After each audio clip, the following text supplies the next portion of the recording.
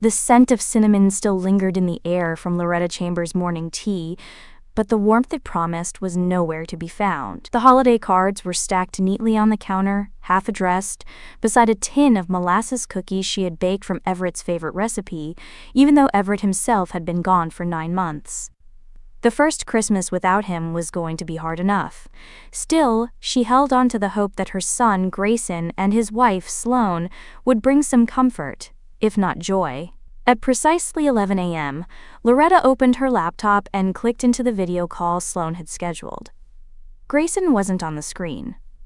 Sloan appeared polished and poised. As always, her platinum blonde hair pulled into a high bun, lips glossed to an unnatural shine, her Christmas sweater emblazoned with a designer logo Loretta didn't recognize. Behind her, their lavishly decorated living room sparkled like a department store display, an 8-foot tree, velvet stockings, a fireplace crackling behind perfectly placed garlands. "Loretta?" Sloan said with a thin smile. "Thank you for making time." Loretta's stomach tightened. "Of course. How's Grayson? I expected he'd be on." Sloan waved her hand. "He's caught up with work. Holiday rush at the firm." A lie. Loretta knew Grayson had taken the entire week off. Sloan leaned in closer, lowering her voice to a tone meant to sound gentle but laced with icy finality. "I wanted to talk to you about Christmas plans. We've been reflecting on what we need this year, especially after everything we've all been through with Everett's passing. And, well, I think it's best that Grayson and I spend the holiday alone." Loretta blinked. "Alone?" "I mean as a couple," Sloan said. "This year's been emotionally draining, and we need space. You understand, don't you?" "I'm not sure I do," Loretta replied evenly. "I'd hoped the holidays would be a time to come together, not—" "It's not personal," Sloan interrupted, with a tilt of her head that oozed condescension. "But when you're around, the energy shifts. You tend to critique. It makes the holidays stressful." Loretta's spine straightened. "I wasn't aware my presence was so disruptive." "You're welcome to send cookies," Sloan offered, as if throwing a bone. "But just this year, let's all take a breath." Loretta didn't cry. She didn't argue. Instead, she smiled. It wasn't forced, nor sarcastic. It was the kind of smile that signaled calculation. "Of course, Sloan. I wouldn't want to intrude." The call ended, and the coldness of Sloan's rejection settled like frost on Loretta's chest, but only for a moment. Then, something stirred beneath it. A familiar, forgotten fire. She stood, walked to her filing cabinet, and unlocked the bottom drawer. Inside was a thin manila folder labeled Mortgage, Greenbrier Property. She pulled out the deed and her copy of the payment agreement. She'd purchased the house quietly 6 years ago, when Grayson's startup failed and the couple faced eviction. She had insisted on putting the deed under his name, letting him believe a silent investor had rescued them. In truth, Everett had left Loretta a private trust, meant for family emergencies. Every payment since then had come from that trust, and not a single missed one. Until now. Loretta dialed her bank and, in her most cheerful voice, requested the cancellation of all automatic payments to the Greenbrier property. When the representative asked if she was certain, Loretta replied, "Absolutely. It's time they learned what happens when you uninvited Chambers from Christmas." Later that night, Loretta sat by the fire in her modest bungalow, a glass of sherry in hand. The flames danced, shadows flickering on the walls. The mortgage papers lay on her lap, and with a steady hand, she fed them page by page into her shredder. As each page disappeared, she thought of Grayson, not with resentment, but regret. Somewhere along the line, she had allowed Sloan to drive a wedge between them. She had made herself small to preserve his pride, to avoid seeming like the overbearing mother Sloan claimed she was. She had given everything. Now, she would take back control. She leaned back in her chair, eyes fixed on the dying fire.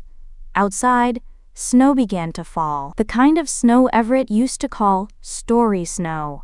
The kind that looked beautiful until you realized it had shut all the roads and trapped you inside with whatever truths you'd been avoiding. She lifted her glass in the direction of Everett's portrait on the mantel. "To family, she said. Let the games begin. Sloan loved three things: image, control, and applause. And not necessarily in that order. Her Instagram feed was bursting with manicured perfection. Hot cocoa with peppermint swirls, her purebred golden retriever wrapped in a tartan scarf, and their sprawling colonial home aglow in warm twinkle lights.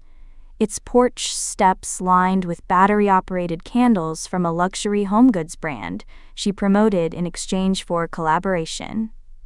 The post she was particularly proud of featured her in a cream cashmere robe, holding a mug that read, "Wife, Boss, Queen." Behind her stood the crown jewel of her kingdom, the home she believed she and Grayson had secured through hard work and smart decisions. She had no idea the walls were beginning to rot beneath the paint. 2 days after Loretta canceled the payments, the first bank notice arrived. But Grayson, distracted by a backlog of year-end accounting for his clients, didn't open it. And Sloan, who tossed anything without a gilded return address, never noticed. Loretta, however, had noticed everything. She had even called the local tax office just to confirm what she already knew. The house was still legally hers. A transfer in name only, tied to a private trust under her late husband's financial shell.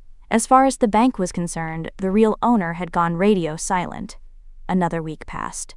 On a crisp December morning, Sloan returned from a holiday photo shoot at the Christmas tree farm, where she'd posed in a red dress beside a rented vintage pickup truck.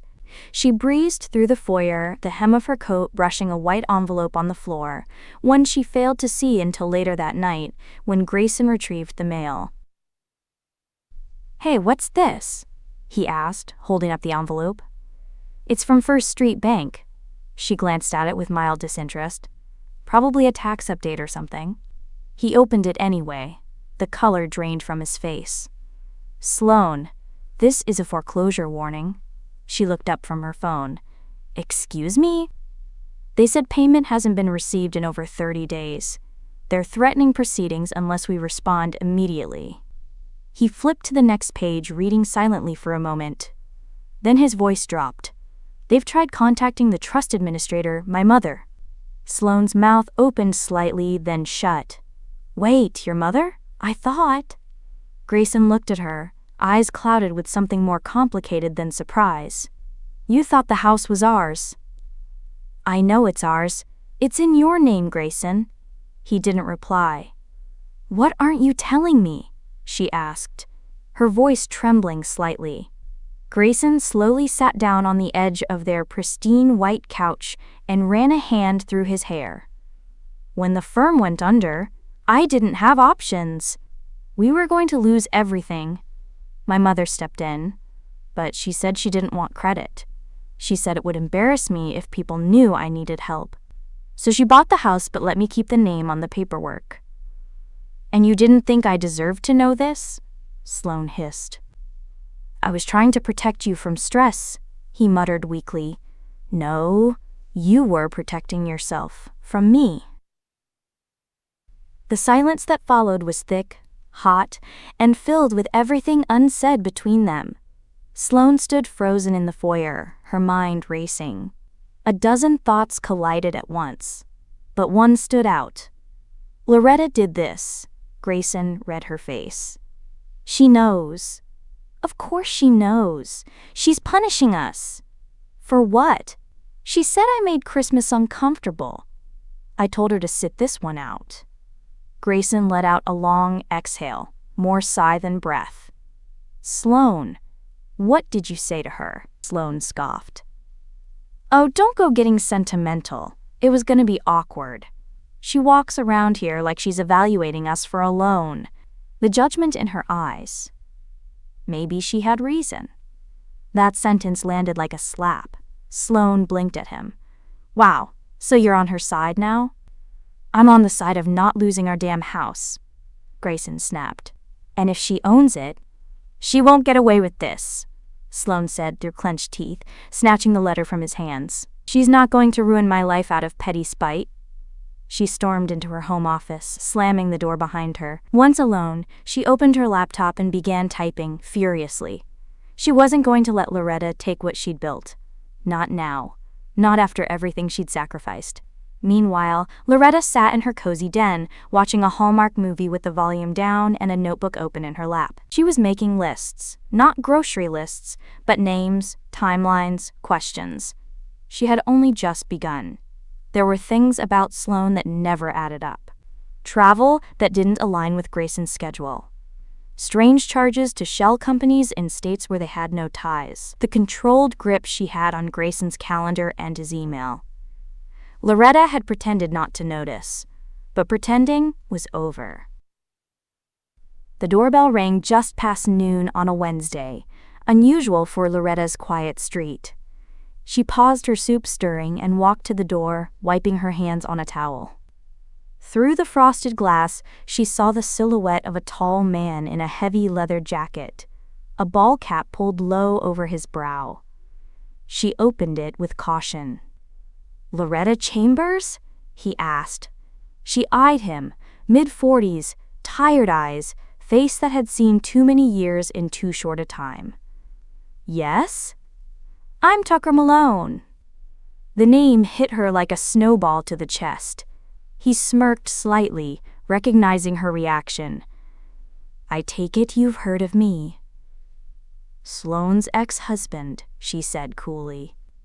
"She mentioned you once, in passing, something about a mistake best forgotten." "Charming," he said. She always had a way with selective memory. Loretta didn't move. "What do you want?" Tucker pulled a worn leather wallet from his coat and carefully extracted a yellowed piece of paper. "I think you're going to want to see this." He handed it to her. Loretta took it, her fingers brushing the frayed edges. It was a marriage certificate. Issued in 2007. Sloan Harlan and Tucker Malone. Official. Stamped. Signed. And never annulled. Never dissolved. Loretta looked up, her voice low. "You're saying they're still married?" "I'm saying your son might be in a sham marriage," Tucker replied. "One that could get very messy if the wrong people find out." Loretta led him inside. He took in the space. Everett's old recliner still by the window, a bowl of cinnamon potpourri by the entryway, a folded quilt over the arm of the couch. "This place looks exactly like I imagined it," she raised an eyebrow. "You imagined my home?" "I followed Sloan on social media for a while," he admitted, "until she blocked me. When she married your son, I figured she'd finally taken the escape hatch she'd always wanted. She claimed she was divorced. She claimed a lot of things." Loretta sat across from him, staring at the document. "Why come here now?" "Because I found out who you are," Tucker said. "You're the one who actually owns that palace she pretends is hers. And now that the money's dried up, I figured you might want some truth." He leaned forward. "I'm not here to cause trouble unless someone pays me to shut up. This is a heads up." Loretta didn't flinch. "Are you threatening my family?" "I'm giving you leverage," he said. "Legal leverage. You think she's going to admit this to your son on her own? You think she's going to walk away clean? You've got a snake in your house, Mrs. Chambers. And I'm the shovel." Loretta took a long breath.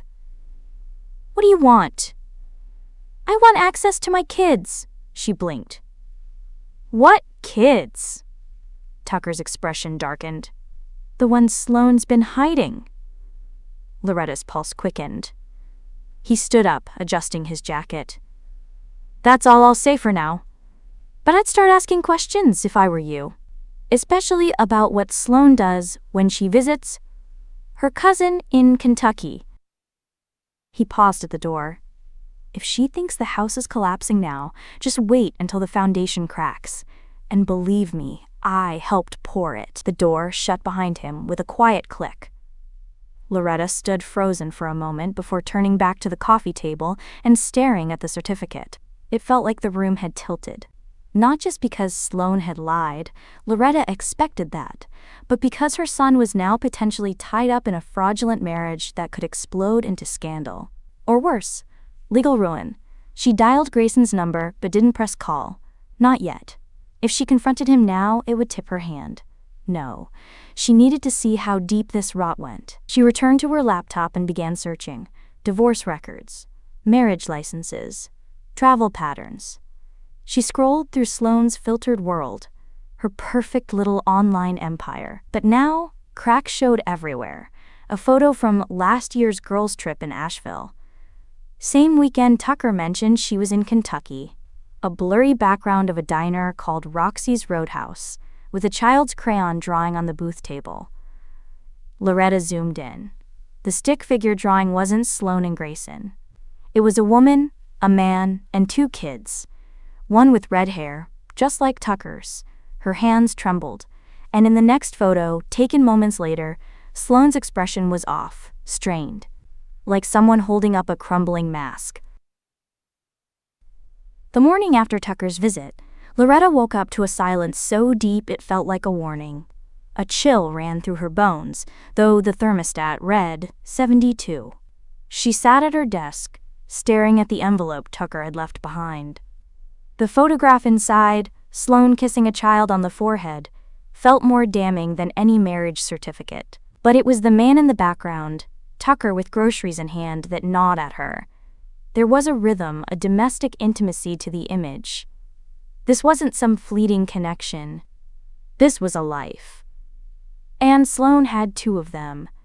Loretta wasn't impulsive by nature. Years of forensic accounting had taught her that truth was found not in hunches, but in paper trails.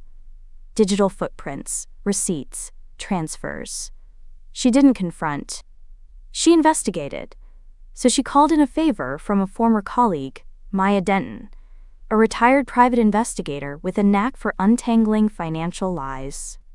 "Find everything you can on Sloan Chambers," she said, "especially anything involving Kentucky, children, or aliases." Maya laughed. "Sounds festive." "You have no idea," Loretta said. 3 days later, the results came in. Sloan, it turned out, had a secondary bank account under her maiden name, Sloan Harlan, with frequent wire transfers sent to a woman named Kara Benson, who lived in Paducah, Kentucky. The transfers started shortly after Sloan married Grayson and had increased steadily every year since. And there was more. Kara Benson had 2 children, Dylan, age 9, and Eliza, age 6. The father listed on both birth certificates? Tucker Malone. Loretta's stomach turned as she scanned the attached photos Maya had obtained.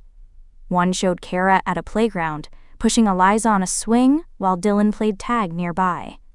Another showed Sloan, dressed down in sunglasses and a ball cap, walking hand in hand with the kids down a small-town main street. The children looked nothing like Grayson, but they bore a striking resemblance to Tucker. Same sharp cheekbones, same auburn curls. And Sloan? She looked relaxed, motherly, like someone who belonged. Loretta sat back, stunned. Sloan hadn't just been maintaining contact. She had been supporting a second family. Quietly, systematically. And the money she'd been using? It was coming from Grayson's business accounts. Loretta logged into the old business portal she still had access to, one Everett had insisted she keep even after retirement. Grayson had given Sloan co-signing authority after their marriage, supposedly to help streamline expenses, but Loretta saw the truth: small, carefully disguised payments. Labeled as vendor reimbursement, travel expenses, consulting fees. Spread across months, untraceable unless you knew what to look for. The total amount funneled out? Nearly $150,000. Loretta's jaw clenched. She printed everything: photos, transfers, records, and tucked them into a manila folder. She wasn't ready to confront Grayson yet, not until she knew how complicit he was. But she was ready to rattle Sloan's cage. She dialed her number. "Loretta?" Sloan's voice was tight, professional. "I just wanted to thank you," Loretta said sweetly. "For what?" "For reminding me how important family is this time of year. I've been reflecting a lot lately, about my son, my husband, my grandchildren." There was a pause. "I didn't know Grayson had children," Loretta added, twisting the knife. "He doesn't," Sloan said too quickly. "Of course, silly me," Loretta said. "Anyway, Enjoy your trip to Paducah this weekend. The weather looks lovely for December. Dead silence. Then, what do you want? Oh, I already have what I want, Loretta replied. I'm just watching to see what you'll lose. She hung up. That evening, Loretta received an unexpected email from an anonymous account. No text, just a video attachment.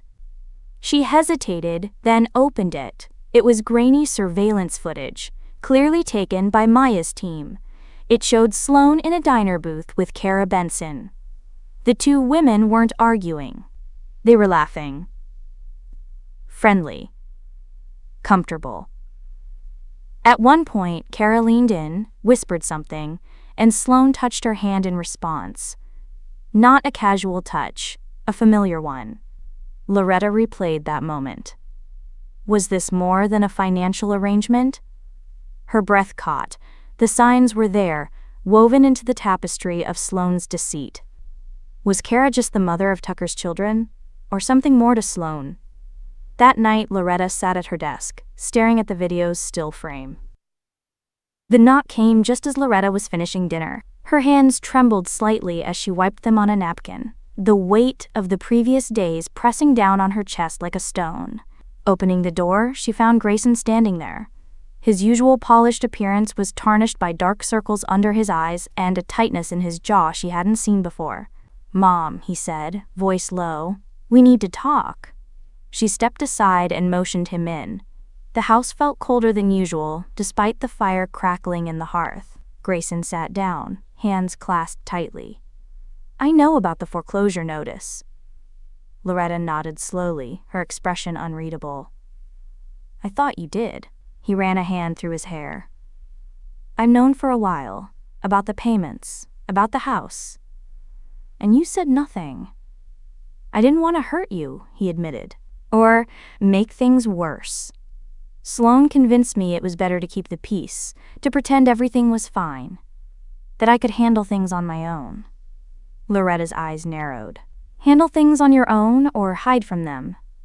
He flinched at the accusation but nodded.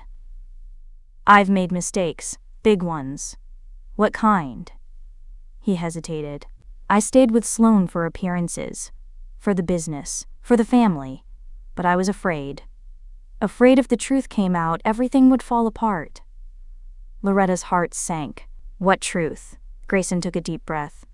"About me, about why I've been so willing to let Sloan control everything." She leaned in. "You're scaring me." "I wasn't the perfect son you thought I was," he said quietly. "I've done things I'm not proud of, things that could ruin us." Loretta searched his eyes, desperate for the truth. "Tell me." He reached into his jacket and pulled out a small, worn envelope, yellowed around the edges. "These are letters from your late husband." "Everett." Loretta's breath caught. Grayson continued. "Everett wanted you to have these only when the time was right. He told me they contained answers. About the past, the business, and about family." She opened the envelope with trembling hands, unfolding a carefully typed letter. "Dear Loretta, if you're reading this, it means the house and the family are in more danger than I ever imagined. There are secrets buried deep, and not all of them are mine to tell. You must be strong, trust no one entirely, and protect the legacy, no matter the cost." Loretta's eyes blurred. "Why didn't you tell me?" "I didn't want to drag you into this mess," he said, voice cracking. "But now I realize you're the only one who can save us." She looked up, fury and sadness colliding in her gaze. "You've been hiding behind Sloan while I've been paying for this house out of my own pocket." Grayson winced. "I know, and I'm sorry. But there's more." Loretta waited. "Sloan isn't just siphoning money to Kentucky," he said quietly. "She's been covering for me too." She blinked. "What do you mean?" "There's a reason I stayed. Because I have a past, a secret I couldn't face. A mistake I made before I met you, before Sloan." Loretta's pulse quickened. "What kind of mistake?" Grayson swallowed hard. "A criminal record." Her breath hitched. "I was arrested for fraud years ago," he confessed. I got off with probation and a fine, but it was never public knowledge. I feared if it came out, it would destroy the business and the family reputation. Loretta sat back, stunned. Why didn't you tell me? Why hide it from your own mother? I was ashamed, he said bitterly, and Sloan used it. She manipulated me, used my secret as leverage to control everything. I was trapped. She studied him carefully, so you let her run the show. He nodded, eyes pleading. I thought I was protecting you, protecting the family. Loretta's voice softened slightly. You nearly destroyed it instead. He looked at the letter again. Everett knew. He warned me. But I was too scared to listen. For a long moment, silence hung between them. Finally, Loretta's voice was firm. We have to face this together. No more secrets. Grayson nodded, relief washing over his face. I'm ready. I want to fix this. She reached out, placing her hand over his. Then we start by exposing Sloan. Grayson squeezed her hand. I'll tell you everything. No more lies. Just then, Loretta's phone buzzed with a new email notification. She opened it with a sinking feeling. It was a scanned letter from Everett, different from the ones Grayson had shown her. The letter was addressed to Grayson. If you are reading this, it means the truth can no longer be hidden. Remember why family matters, but also remember that some truths can break bonds irreparably. Trust no one but your mother. Grayson paled. Everett knew I was keeping things from you. Seems he also knew that you'd need guidance, Loretta said grimly. Looks like this Christmas is going to be a reckoning. The sun had barely crested over the horizon when Loretta Chambers arrived at the county clerk's office, documents in hand and resolve etched deep into her expression. She'd been many things in her life, wife, mother, accountant, but today she was something else, a woman reclaiming what was hers. It took less than an hour to legally retitle the house. As she signed the final document, the clerk raised an eyebrow. You sure you want this to go through before the holidays? Foreclosures usually get ugly this time of year. Loretta gave a tight smile. Christmas cheer comes in different packages. By noon, she'd returned home to find Grayson parked in the driveway, pacing like a man with a ticking clock inside his chest. You did it? He asked. She handed him a manila envelope. It's official. The deed is mine again. He opened it and stared at the notarized documents. You really mean to go through with this? I didn't start the war, Grayson. But I'm going to end it. He rubbed the back of his neck. Sloan won't take this lying down. I'm counting on it.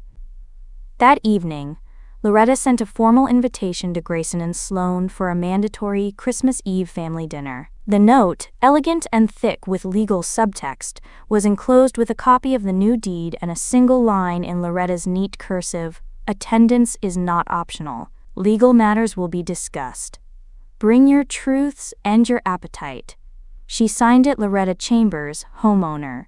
2 days later, Sloan arrived unannounced. She breezed into Loretta's foyer like she still owned the place, designer coats swirling around her like a cape.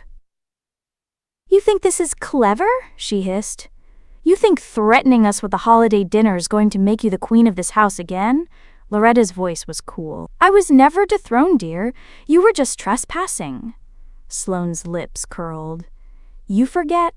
I'm the one who made this house worth something. The decor, the renovations, the image. You mean the filters you used on Instagram? Loretta quipped. All smoke and mirrors, just like your marriage. Sloan's eyes narrowed. Careful, Loretta. You're picking a fight with someone who's not afraid to get dirty. Loretta stepped closer. Sweetheart, I was raised on a farm during a drought. Dirt doesn't scare me. It's where I grow things. Sloan laughed, but it was hollow. What's your endgame? Loretta reached into the nearby cabinet and pulled out a small, dust-covered box labeled in Everett's sharp handwriting. Do not open until after death. This, she said. Sloan froze. What is that? Everett left it for me, said it held answers. And I plan to open it during dinner, with all of you present. Something flickered in Sloane's eyes, not fear, recognition. You know what's inside, don't you? Loretta asked, voice barely above a whisper. Sloan forced a smile. You think you're clever, but you're chasing ghosts, Loretta. You'll only get yourself hurt. Loretta leaned in. Not as hurt as you'll be when the lies start falling apart. Sloan left without another word, but her silence was louder than any threat. Later that evening, Loretta stood in the attic, alone with the dusty trunk Everett had kept locked for years. She hadn't opened it since his passing, partly out of respect, partly out of fear. But now she had no choice. The trunk creaked as she lifted the lid. Inside, nestled among old account ledgers and yellowing newspaper clippings, was a small wooden box containing a folded map, a handwritten note, and a photograph she didn't recognize. The note was brief. Loretta, if you found this, then the house isn't just yours. It's the key. There's something beneath it that was never meant to stay buried. Judson never signed the final contract. It all comes back to him. Everett Loretta's fingers trembled as she unfolded the map. Drawn by hand in red ink, it showed the property line stretching beyond the house, toward the woods. In the corner, scrawled in Everett's looping cursive, Judson Mine Shaft, SEALED, 1973. Her breath caught in her throat. Judson? The same name she'd seen in the will addendum? She turned to the photograph. It was grainy, sepia-toned, of two men in their 30s shaking hands. One was Everett. The other, she didn't recognize. But the back of the photo confirmed it. Everett and Judson, partners, 1972. Loretta sank to the floor, heart pounding. The mine. The partnership. The buried secrets. Had Sloan known all along? Suddenly, her phone buzzed with a text from an unknown number. The shaft was sealed for a reason. Don't dig up what's meant to stay buried. Christmas Eve morning broke gray and heavy, the sky hanging low with snow clouds, as if the world itself was bracing for what Loretta Chambers was about to uncover. The house, hers again in every legal sense, was quiet but taut, as if the walls remembered too much and knew what was coming. Loretta sat at Everett's old desk, the silver key and cryptic note from the night before laid beside her cup of black coffee. The handwriting was unmistakably Everett's, yet the warning chilled her. Judson's not just a name, he's family. She opened the dusty envelope she'd discovered in the trunk, marked addendum to will. Tucked within was an aged piece of paper folded 3 times over, embossed with the seal of the Chambers Family Trust. She unfolded it slowly, the edges cracking slightly from age. Everett's voice rang in her head as she read.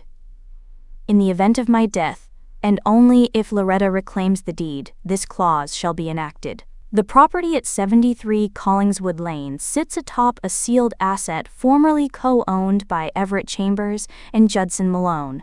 Loretta has the authority to unseal this venture, pending consultation with Judson or his legal heir. This land holds not only monetary value, but a history that could upend the family name. Mine and others. Protect the legacy, not the lies. Loretta's hand trembled. Judson Malone. The name had returned, and now it was paired with something far more dangerous than sentiment. Co-ownership. Judson Malone. She whispered the name aloud, eyes narrowing. Could he be related to Sloan? Surely not a coincidence. And Everett had never mentioned co-owning anything with anyone named Malone. Why keep this secret? She flipped over the addendum and noticed, almost missed, a small, handwritten note pinned to the corner. Judson wouldn't sign the final separation of assets. The mine's still under both our names. Look in the ledger from 1972. Loretta sprang to her feet, retrieving Everett's leather-bound accounting ledgers from the attic trunk. In the one dated 1972, wedged between mundane business records and travel expenses, was a single line item scribbled in red ink. Judson's shaft sail on hold, awaiting bloodline clearance. Bloodline clearance? Suddenly, the note on the table made terrible sense. Judson's not just a name, he's family. A sinking realization coiled in Loretta's gut. Could Judson have been Everett's brother, or worse, Sloan's father? There had been whispers long ago about Everett's business partner who vanished. Loretta had always thought it was a rumor. But now it seemed like the whispers had only ever been the tip of the iceberg. That afternoon, she summoned her attorney, Margot Greeley, to the house. "I need to know everything the county records say about the ownership of this land," Loretta said. "And I need a background check on Judson Malone. Anything and everything." Margot, sharp and unflappable, looked over the documents. Judson Malone disappeared in 1973. Went off the grid entirely. There's no death certificate, no official records after that year. "Do you think Everett helped him disappear?" Loretta asked. Margot shrugged. "It's possible. But if what's under your land was never fully transferred, and Judson or his heirs are still alive, you may not fully own what's under your house. You're saying the mine still belongs to both families. And if Judson has heirs, they may be entitled to half of everything." Loretta's breath caught. "And if one of those heirs is Sloan," Margot leaned back, "then you've got a family claim to this land, and all the secrets beneath it." As the snow began to fall softly that evening, Loretta prepared the long-neglected dining room for the evening's dinner. Candles in the windows, linens pressed, silver polished. She placed the addendum and map in a red leather folder marked simply, "Truth." The doorbell rang and she opened it to find Grayson and Sloan standing stiffly on the stoop. Grayson looked exhausted, the lines under his eyes deeper than before. Sloan, meanwhile, wore a dress that shimmered with silent defiance. "You look festive," Loretta said coolly. "We're here, aren't we?" Sloan replied, brushing past her. The table was set for 5. Loretta, Grayson, Sloan, Tucker, and one extra guest whose arrival had yet to be confirmed. Halfway through the tense meal, roast, glazed carrots, bitter stares, Loretta rose. "I'd like to read something Everett left behind. It's an addendum to his will." She opened the folder. Grayson leaned forward. Sloan froze. "It pertains to this house, and a co-owned mine sealed beneath it, co-owned with a man named Judson Malone." Sloan's fork clattered against her plate. "And it seems," Loretta continued, "this property might not just be ours. It might belong to his heirs, meaning if Judson had children, they might be entitled to more than we thought." I don't know anything about that," Sloan said too quickly. Loretta fixed her with a stare. "You sure? Because Judson's last name is Malone, same as your ex-husband's." Sloan went pale. "I don't see how that's relevant." "Oh," Loretta said, sliding the map onto the table, "I think it's going to become very relevant." At that moment, the doorbell rang again. Loretta opened it to find Tucker Malone standing in the snow, holding a sealed manila envelope and a grim expression. "I found something," he said. "Something about Judson, about us." Snow lashed against the windows of Loretta's grand old home, wind howling like a warning. The dinner table glowed under the dim chandelier, covered in porcelain dishes, untouched and cooling fast. The tension at the table, however, was blistering hot. Sloan sat rigid in her seat, wine glass trembling in her manicured fingers. Grayson stared at the DNA envelope Tucker had just dropped, eyes wide, face pale. Loretta, standing at the head of the table, did not flinch. "I suggest someone start talking," Loretta said calmly, folding her hands in front of her. Tucker took a step closer. "The first test proves Judson Malone is my biological father. No surprises there. But the second—" He hesitated, looking directly at Grayson. "It proves something else. Grayson and I are half-brothers." Grayson blinked. "That's impossible." "No, it's not," Loretta said quietly, dread blooming in her chest. "Not if Judson was with your mother before Everett was." Grayson turned to her sharply. Are you saying Dad knew? I don't know what Everett knew, Loretta said. But the pieces are falling into place faster than I can process them. Sloan stood abruptly, knocking her chair back. This is absurd. You're ruining what's left of this family with gossip and wild theories. No, Loretta replied. You already ruined it when you told me I wasn't welcome for Christmas. I just showed up to clean house. Sloane's eyes flashed. You think you're so righteous, Loretta, sitting on your high horse with your money and secrets? I think I'm the only one here not lying, Loretta shot back. But since we're all being honest now, let's unpack everything, shall we? She began listing them like items in a courtroom exhibit. 1. Sloan and Grayson's marriage may be invalid due to her ongoing legal marriage to Tucker. 2. She's been siphoning money from Grayson's business accounts to fund a second family in Kentucky, Tucker's children. 3. She knew about the mine, and she knew who Judson Malone was. Sloan opened her mouth to deny it, but Tucker cut in. Tell them, Sloan. Tell them how you were raised by Judson. But you always knew who your real father was. You even married Grayson knowing there was a chance you two were related. Grayson lurched back in his seat as if struck. No, he whispered. Tell me that's not true. Sloane's silence was deafening. You knew? Grayson's voice cracked. You knew? And still married me? Slept with me? I didn't want to believe it. Sloan finally screamed, voice breaking. Judson was gone, okay? My mother barely talked about him. When I met you, I didn't know we were connected, not for sure. And by the time I figured it out, it was too late. I loved the life. I loved you. You loved the money, Loretta said coldly, and the status, and the control. Sloane's breath came in panicked gulps. This is all falling apart. You mean the fantasy you built on fraud, theft, and incest? Tucker snapped. You think this is bad? Wait until the court sees everything you've done. The room spiraled into chaos. Grayson stormed into the kitchen, and the sound of something shattering echoed through the house. Tucker sat down and rubbed his temples. Loretta stood firm, like the last tree in a storm-ravaged forest. And then, the lights went out. Complete blackness swallowed the room. Someone gasped. A wine glass tipped and crashed. Wind screamed against the house. Louder now, more violent. Loretta's breath caught. Everyone stay calm. A rustling sound. Then, footsteps. Then, a slip of paper was felt sliding beneath her dinner plate. When the power surged back a few seconds later, everyone looked around in shock. Sloan had backed away from the table.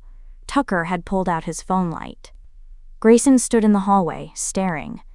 Loretta reached under her plate and unfolded the note with shaking fingers. 1 sentence. Stop digging, or the shaft won't be the only thing sealed forever. She exhaled slowly. Sloan saw the paper. What's that? Nothing you didn't help write? Loretta murmured, folding it away. As the guests began to scatter in the aftermath of the emotional implosion, Loretta found Grayson sitting in the study, eyes hollow. I didn't know, Mom, about Judson, about any of it. I swear. I believe you, she said softly, but I don't believe you didn't suspect. He looked at her. I should have asked more questions about Dad, about Sloan, about why you made the mortgage payments even after I told you not to. You were never the problem, Grayson, she said. You were just scared of becoming him. Everett? Loretta nodded. There are things I still don't understand. But I know this. He left us a map, a will, and a reason. And you're going to help me finish what he started. Grayson swallowed hard. And if I'm Judson's son, you're still mine. The tunnel smelled of old stone, rusted iron, and secrets. Grayson held the flashlight steady while Loretta led the way, her steps slow but sure. Every echo, every gust of stale air felt like a ghost brushing past.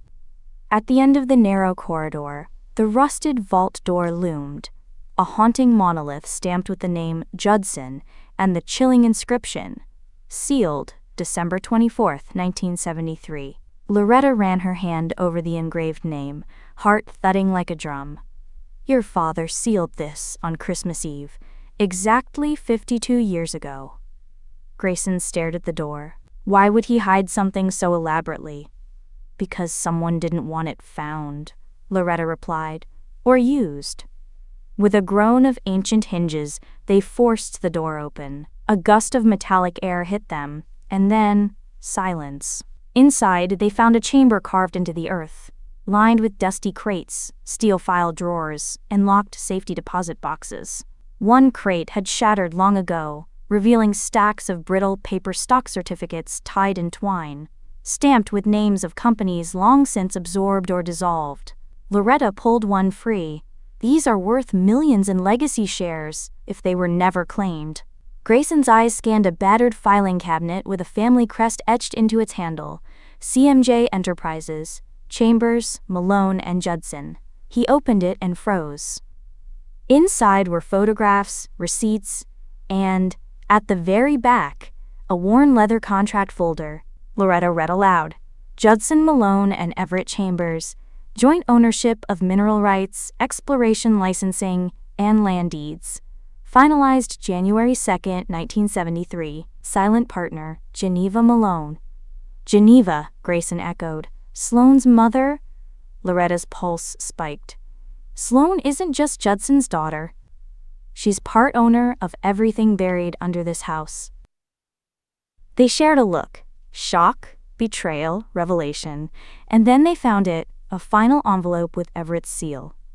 It was labeled simply, For Loretta, open only if the family breaks. Loretta hesitated before tearing it open. The letter inside was handwritten and shaky. My dearest Loretta, if you're reading this, it means the past has resurfaced. I hid everything to protect you and Grayson, not from the world, but from bloodlines tainted by greed. Judson and I discovered the vein accidentally in 1972. He wanted to mine it, I wanted to leave it buried. Geneva pushed for silence. We compromised by sealing the chamber, but then she ran, and Judson vanished. I didn't know she was pregnant. If Sloan is their child, and she's with Grayson, then my greatest fear has come true.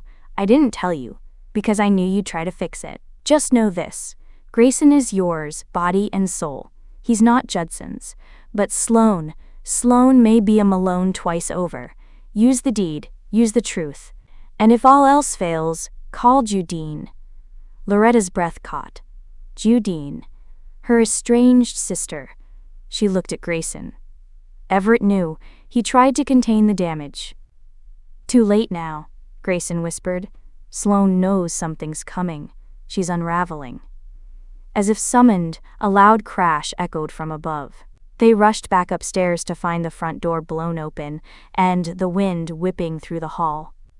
A trail of mud led from the entryway into the living room, and there stood Sloan, soaked, wild-eyed, clutching a crowbar. You think you're going to cut me out? She hissed. You think you can take what's mine? You were never on the deed, Loretta said calmly, and you're not married to my son. I own this life, Sloan shrieked. I built this family. No, Grayson said coldly, stepping between them. You lied your way into it. I was too afraid to see it. But it ends now. Sloan's eyes flickered between them, calculating. Then she turned the crowbar on the fireplace mantel, swinging hard. Wood splintered. The family photos crashed to the floor. She kept swinging until her arms gave out, and she collapsed to her knees, sobbing. Tucker stepped in from the porch, unnoticed until then. She's been here before, he said grimly. Knew about the mine, knew about Judson. We argued over whether to tell you. You knew? Loretta demanded. I didn't know Grayson might be her half-brother, Tucker said, lifting his hands. I swear, I thought Judson had just bought the land with Everett, but once I started digging, I saw her lies multiplying. Sloan looked up, mascara running like paint on porcelain. If I go down, I'll take everyone with me. Loretta knelt beside her and whispered, Then you better dig fast, because the past is coming for you, and this time, it's got receipts. Snow fell in delicate sheets over Briarwood Lane, muffling the chaos that had erupted days prior. By morning, the Chambers house stood silent, its secrets now unearthed, its foundation, both literal and emotional, cracked wide open. Loretta stood in the doorway, arms crossed, as Grayson loaded the last of Sloan's remaining belongings into a truck. "I'm not sure where she's going," he murmured, almost to himself. She wouldn't say. Loretta studied her son's face, drawn but clear-eyed, finally free of the fog Sloan had kept him in for years. "Let her go," she said quietly. "She's been running for a long time. Let her keep running." Grayson closed the truck's tailgate, dusted snow from his coat, and turned. "She wasn't who I thought she was. Maybe I wasn't either." "No one is," Loretta replied. "But at least now you're not pretending." They stood in silence until the truck turned the corner and disappeared into the gray. Then Loretta handed him an envelope. He frowned. "What's this?" "The deed," she said. "To the house. All of it." His hands froze. "You're giving it to me?" "I'm offering it to you," she corrected. "To see who you are without her. Without lies." Grayson opened the envelope, stared at the legal documents, then slowly, deliberately, ripped them in half. "I don't want it if it was built on manipulation," he said. "Not from Sloan, not even from you." Loretta's eyes filled, but she didn't let the tears fall. Instead, she nodded. "Good. Then maybe you're the man I raised after all." He reached into his coat and pulled out a final letter, Everett's, found buried among the mine documents. "You should read this." Loretta took it with trembling fingers and opened it beneath the soft yellow light of the foyer. "My Loretta, if Grayson is still standing by your side, then you did it. You protected him from the worst of me, from the compromises I made, from the bloodlines I tried to splice like wires without knowing if the current would kill us all. Judson and I weren't just partners. We were family, in a way no one ever told you. Judine loved him once, that's why she left. She carried his child. That child was Sloan. But Judine made me promise. Never tell Loretta. Never tell Grayson. She feared what it would do to you both. But secrets rot the foundations of homes. Of hearts. I'm sorry. I should have told you. I'm still hoping you can forgive me from wherever I am now. And if Judine comes back, be kind. She lost more than we ever knew." Loretta's breath caught. The doorbell rang. She opened it slowly, and there, standing in a snow-dusted wool coat, was a woman with Loretta's cheekbones and the same gray-streaked auburn hair. Her eyes were fierce but soft around the edges. "Hello, Loretta?" Judine. Behind her, two young women stood nervously, half-sisters, cousins, descendants of the tangled web their parents had spun. The youngest clutched a canvas tote labeled CMJ Legacy Files. Judine stepped forward. "I brought the rest of the records. And a proposal." Loretta arched a brow. "You're not one for small talk, are you? I've had 30 years to rehearse this moment. I'd rather get to the point." They sat by the fire. Judine, Loretta, Grayson, and the next generation, rebuilding what had once been broken. Judine cleared her throat. "Judson died penniless, you know. His last words were about Geneva and you. Said the best thing he ever did was give Grayson the right father, even if Everett didn't know it at the time." Grayson tensed. "Wait, what?" Loretta smiled faintly. "You are Everett's. That's not in question. Judson knew you were never his. But he still wished he could have been more than just the mistake." Judine set a faded photo on the coffee table. A mining crew, Everett and Judson at its center, arms slung over each other's shoulders. They were like brothers. Until greed got between them. Loretta took a deep breath. "So what now?" Judine reached into her bag and pulled out a notarized document. "We create something new, a foundation. The CMJ Legacy Fund. Clean up the land. Invest the money in something that isn't secrets or lawsuits. Let the house become what it was always meant to be. a refuge. Grayson looked to his mother. Loretta whispered, a different kind of family. As midnight approached, Loretta took her usual place at the head of the table. This time, she wasn't alone. Grayson to her left, Judine to her right. The next generation filled the seats. Laughter returned. Conversation flowed.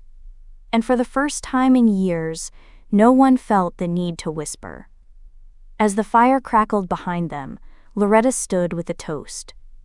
To the truth, to the ones we lost, and to those who chose to stay after everything. Glasses clinked. Outside, the snow softened into silence, erasing footprints, but not history. And in the attic, Everett's last photograph of him, Loretta, and a baby Grayson watched over them from the mantel once smashed by Sloan, now repaired with gold-infused resin. Kintsugi, the art of making something stronger at its broken places, just like them.